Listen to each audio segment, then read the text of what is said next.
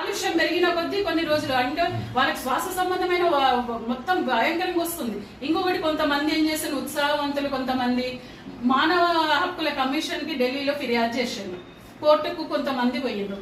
ఒకటే చెప్తున్నా, రేవంత్ రెడ్డి సర్కార్ కు మేము చెప్పాల్సింది ఏంటి అంటే, పర్యావరణ ప్రేమికులుగా మానసిక శాస్త్రవేత్తలుగా మేము చెప్తుంది ఏంటి అంటే, మీరు కూడా కోర్టుకి ఎన్హెచ్ఆర్సీకి చెప్పండి, ఇది విషయంతో కూడినటువంటి సబ్జెక్టు, విషయం ఉంది దీని లోపల, మేము ఎందుకోసం ఖాళీ చేస్తున్నాం, ప్రజల్ని మేము వేధించడం లేదు, ఇబ్బంది పెట్టడం లేదు, ఇప్పుడు మేము స్టెప్ బై స్టెప్ వాళ్ళకు కౌన్సిలింగ్ చేస్తాం, మేము వాళ్ళని పార్టిసిపేట్ చేస్తున్నాం, అఖిల పక్షాన్ని పిలుస్తున్నాం, వాళ్ళందరూ కూడా మాకు కోఆపరేట్ చేయాల్సిందే, విషతుల్యమైన ఆహారము, గాలి, ఇవన్నీ ఆరోగ్యానికి సంబంధించినవన్నీ కూడా ఉన్నాయి.